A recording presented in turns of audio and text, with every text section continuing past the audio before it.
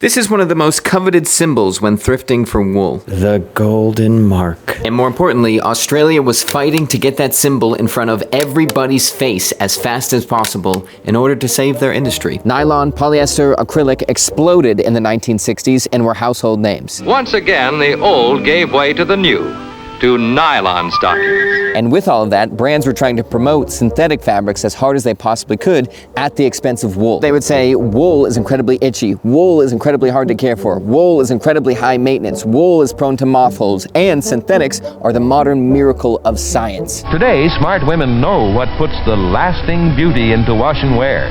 It's Dacron, of course. And with that happening, the International Wool Secretariat, founded in 1937, formed a response plan. And it's still happening today. That's the point of this video. Part of their response plan was just to actually try and inform customers why wool is actually great. Now here's something wonderful. While wool absorbs up to 30% of its own weight of moisture without feeling damp, liquid water doesn't penetrate the special covering on the wool fibers, so that wool is both repellent and absorbent at the same time. It's breathable, it's odor resistant, it's biodegradable, it's very luxurious. In modern day studies, it's found that people on average hold on to their wool garments 50% longer than their cotton garments, and donated wool garments are often considered high value items and are less likely to end up in a landfill. So even though making a wool garment may be more resource intensive, the lifespan of it may make it more sustainable. And of course, the fact that wool is not always itchy. Merino wool can sometimes be softer than cashmere and is, on average, almost 4 times finer than the human hair. Their flagship response, though, was this symbol, the woolmark logo, made in 1964 by this guy. That woolmark logo signified that Woolmark themselves tested the yarn, the woven fabric, the knit fabric, the sheep pelt, whatever it was, for certain durability standards, color fast standards, and laundering standards. Brands have to pay to use that symbol and get the extra testing done, so it assured to the customers